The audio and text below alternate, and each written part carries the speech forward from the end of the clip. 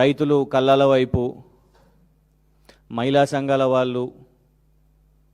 వాళ్ళందరూ కూడా బండి సంజయ్ గారి అబ్బాయి పాక్సో కేసు వైపు, ఇట్లా రకరకాల ఒక్కొక్క అంశం గురించి ఆలోచిస్తుంటే రేవంత్ గారి దండుపాల్యం మాత్రం ఒకటి భూములు, భూదందా.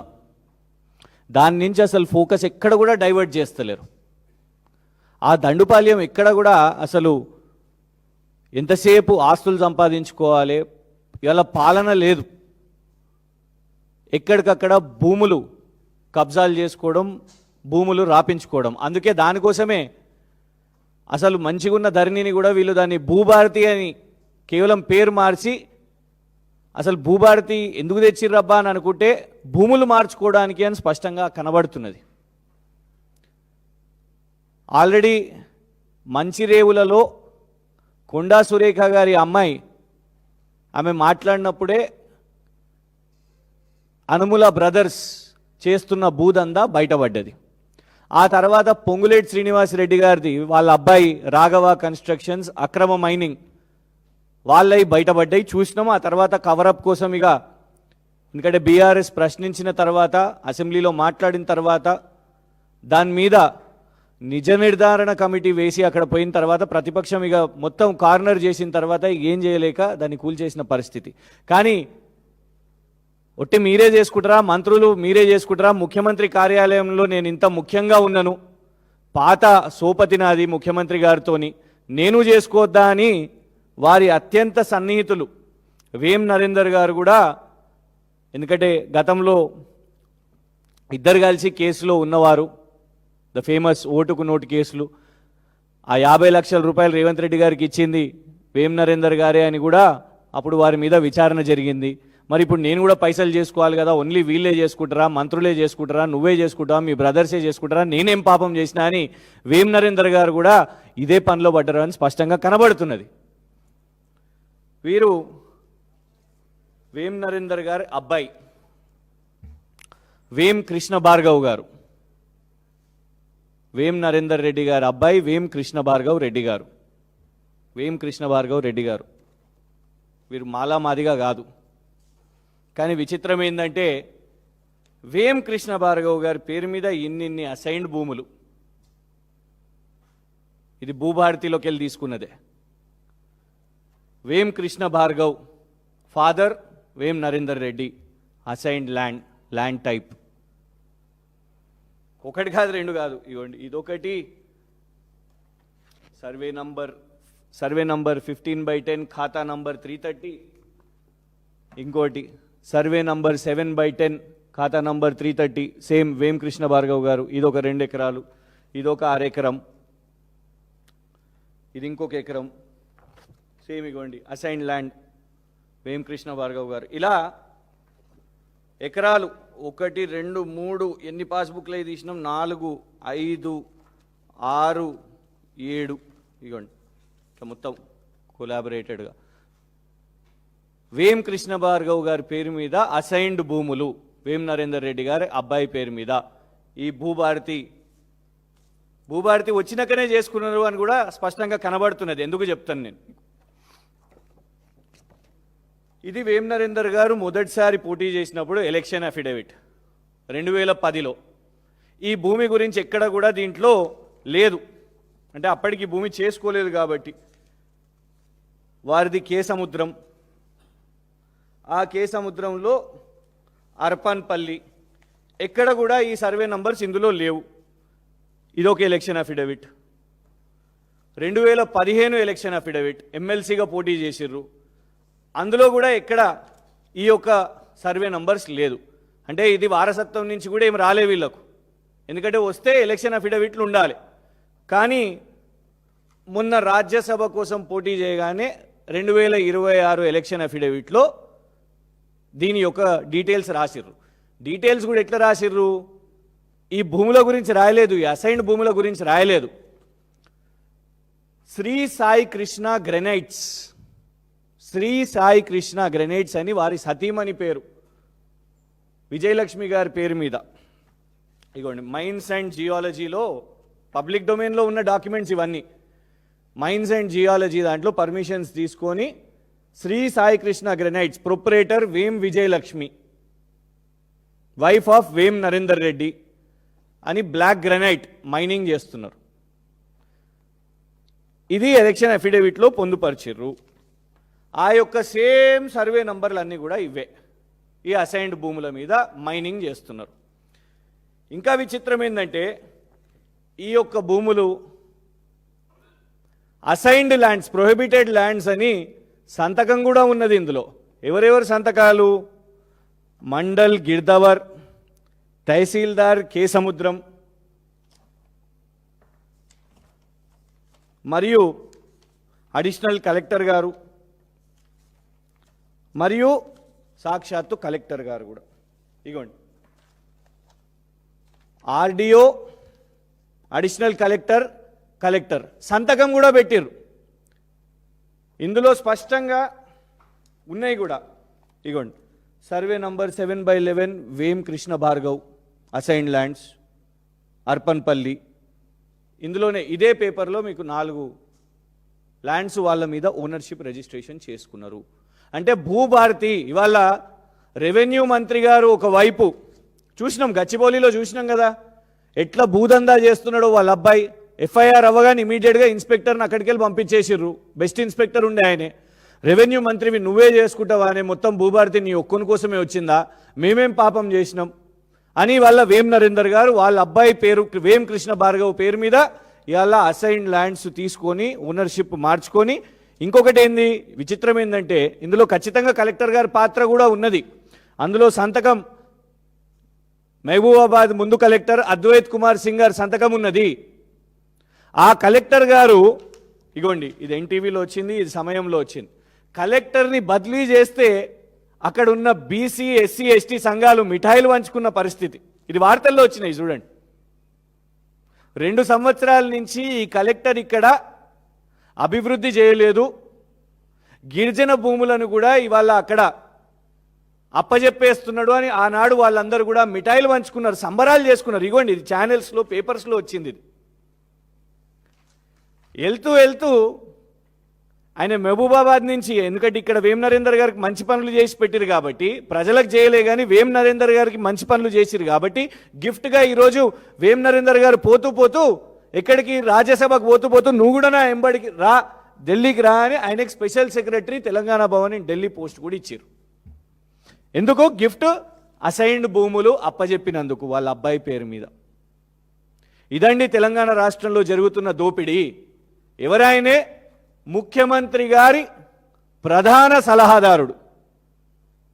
ఈ రాష్ట్ర ముఖ్యమంత్రి ప్రధాన సలహాదారుడు అంటే రైట్ హ్యాండ్ పక్కనుండే ఇవాళ గతంలో డబ్బులు ఇచ్చిండు కాబట్టి, ఇద్దరి మధ్యలో ఆర్థిక లావాదేవీలు ఉన్నాయి కాబట్టి, ఇద్దరి మధ్యలో సాన్నిహిత్యం ఉన్నది కాబట్టి, మీరు చూడండి, తెలుగుదేశం ఎమ్మెల్యేగా పోటీ చేసినప్పుడు లేని భూములు, తెలుగుదేశం ఎమ్మెల్సీగా పోటీ చేసినప్పుడు లేని భూములు ఇవాళ రాజ్యసభ కాంగ్రెస్ ప్రభుత్వం రాగానే అఫిడవిట్లో అసైన్డ్ భూములు వచ్చేసినాయి. అంటే దీనికంటే ఇంకా ఆధారాలు ఏముంటాయి చెప్పండి. ఇవాళ మేము ఆధారాలు పెట్టి విచారణ అడుగుతున్నాం. ఎందుకంటే వీళ్ళకు విచారణ అనే పేరుతోని వీళ్ళకి అర్థం తెలియదు. ఈ 2 సంవత్సరాల్లో ఎన్ని బయట పెట్టినా కూడా వీళ్ళు విచారణ చేపట్టారు. ఏమన్నా అంటే ఇమీడియట్గా రేపు ఏముంటుంది, కేసు వేస్తామని అంటారు. కేటీఆర్ గారు ఏదైనా మాట్లాడితే కేటీఆర్ గారు కుటుంబ సభ్యులను టార్గెట్ చేస్తారు. పాపం వాళ్ళ సతీమణి గురించి, వాళ్ళ అబ్బాయి గురించి, వాళ్ళు రాజకీయాల్లో లేకపోయినా ఇష్టం వచ్చినట్టు స్టేట్మెంట్స్ ఉంటాయి. ఇక హరీష్ రావు గారి గురించి వారేదన్నా ప్రశ్నిస్తే ఆ ప్రశ్నకు సమాధానం ఉండదు, దానికి ఆ కౌంటర్కి సమాధానం ఉండదు, విచారణ ఉండదు. హరీష్ రావు గారి తండ్రి గురించి రేవంత్ రెడ్డి గారు మాట్లాడతారు, వాళ్ళ కుటుంబ సభ్యుల గురించి మాట్లాడతారు, వాళ్ళ తమ్ముని గురించి మాట్లాడతారు, వాళ్ళు రాజకీయాల్లో లేకపోయినా మాట్లాడతారు. నిన్న చూసినాం కదా ఆర్ఎస్ ప్రవీణ్ కుమార్ గారు, ఆయన అడిగింది ఒకటి, ఆయన కొట్లాడింది ఒకటి. ఒక మైనర్ బాధితురాల గురించి న్యాయం జరగాలని పోరాటం చేస్తే అన్ఫార్చునేట్లీ ఒక న్యూస్ ఛానల్, ఎందుకంటే బండి సంజయ్ గారి ప్రభావం ఇవాళ నడుస్తున్నది కాబట్టి ఆర్ఎస్ ప్రవీణ్ కుమార్ గారి కొడుకులు మంచోళ్ళా అని పోల్. ఇలా మేము సూటిగా ఒకటే డిమాండ్ చేస్తున్నాం, ఇవన్నీ ఆధారాలు పెట్టినాం.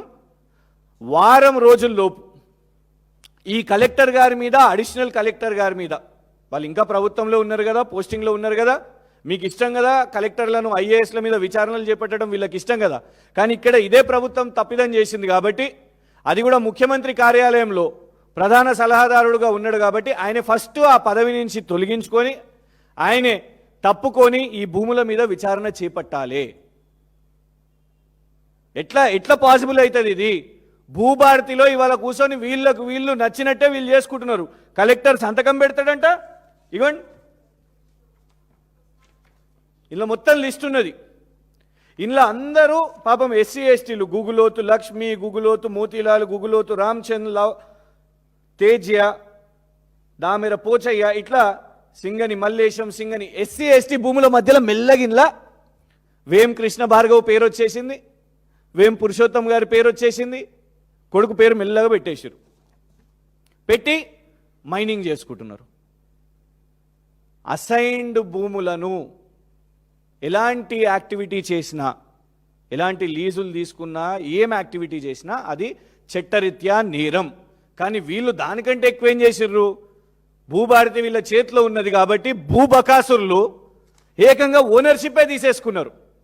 ఈ ప్రతి ఒక్క డాక్యుమెంట్ మీకు ఇస్తా, దయచేసి విచారణ చేయండి. ఎందుకంటే వీళ్ళు ఎక్కువ రోజులు టైం ఇయ్యరు. ఏం చేస్తారు?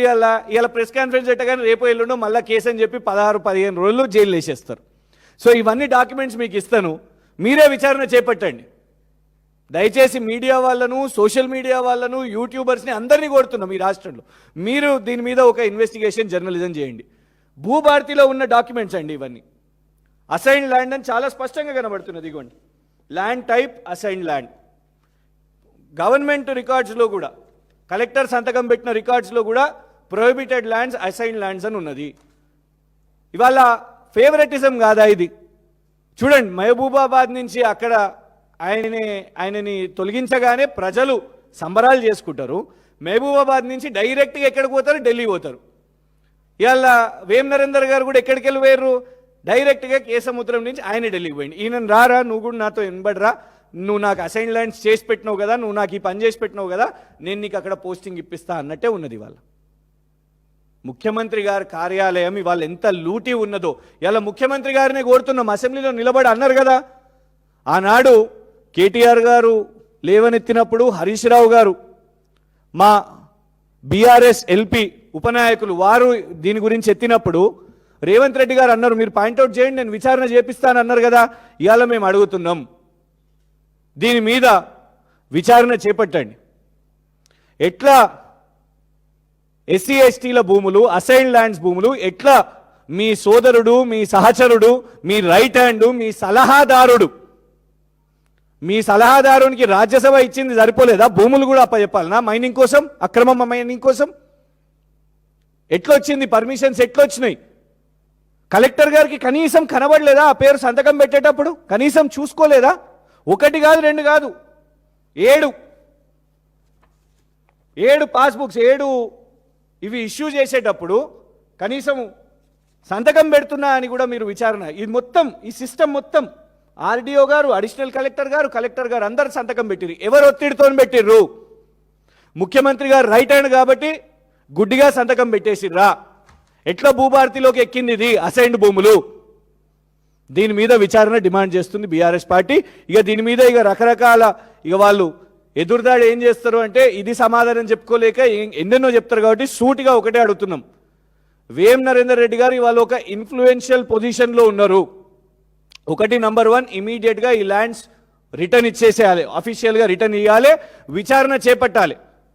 వేం నరేందర్ రెడ్డి గారి మీద విచారణ కావాలి. ఈ కలెక్టర్ అద్వైత్ సింగ్ గారు ఎట్లా వీరు సంతకం పెట్టిరు, దీని మీద ఎట్లా ఇచ్చిర్రు, ఎట్లా అసైన్ ల్యాండ్స్ ఇచ్చిర్రు అనే దాని మీద సిట్టింగ్ జడ్జితోని నిష్పాక్షిక ఎంక్వైరీ. ఎందుకంటే ఇక దీని మీద వాళ్ళకు ఒకటే అలవాటు ఉన్నది, మేము ఇప్పుడు ఒకవేళ ఎంక్వైరీ అన్నా సిట్ వేస్తాంలే, ఏ కేసు అయినా ఏమన్నా అంటే సిట్ అంటారు, దాని మీద కాలయాపన చేస్తారు. ఇట్లా మస్తు సిట్లు చూసినాం.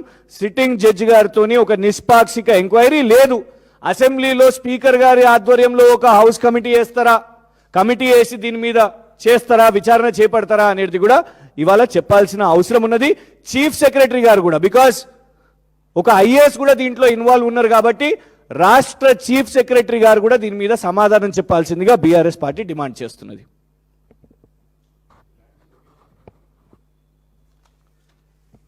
అర్పన్పల్లి, కే సముద్రం. ఒక్కొక్క సర్వే నంబర్ మీకు చెప్తాను, మీకు ఈ కాపీస్ కూడా ఇస్తాను. ఒకటేమో అంటే టోటలీ 7 దొరికినాయి మాకు. ఒకటేమో 1 ఎకరం 20 గుంటలు అంటే 1.5 ఎకర్. ఇది సర్వే నంబర్ 7/1/2 కే సముద్రం అర్పన్పల్లె విలేజ్. ఇందులో ఒక్కొక్కటి ఉన్నది. ఇంకొకటేమో సర్వే నంబర్ 7/12 1 ఎకర్. ఇంకొకటి టోటల్ ఎక్స్టెంట్ సర్వే నంబర్ 15/13 అందులో 2 ఎకర్స్.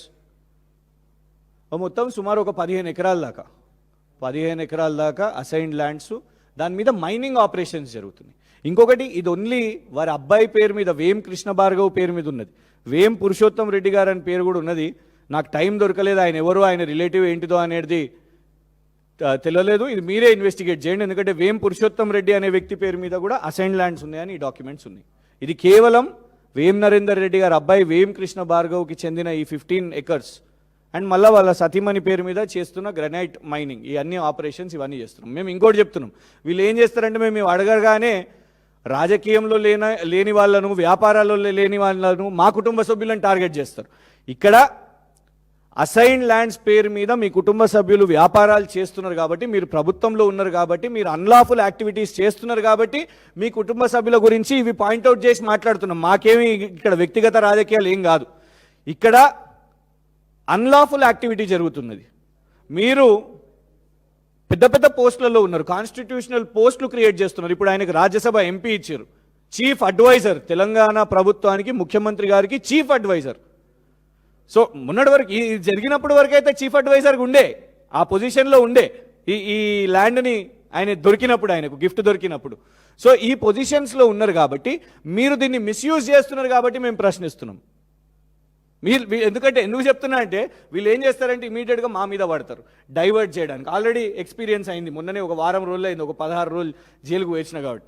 ఇవాళ ప్రశ్నించినందుకే, ప్రతి ఒక్క కేసు ఇస్తారు. 35 కేసులు, ఒక్కొక్క కేసు కాంగ్రెస్ నాయకులు వేసిన వాళ్ళే.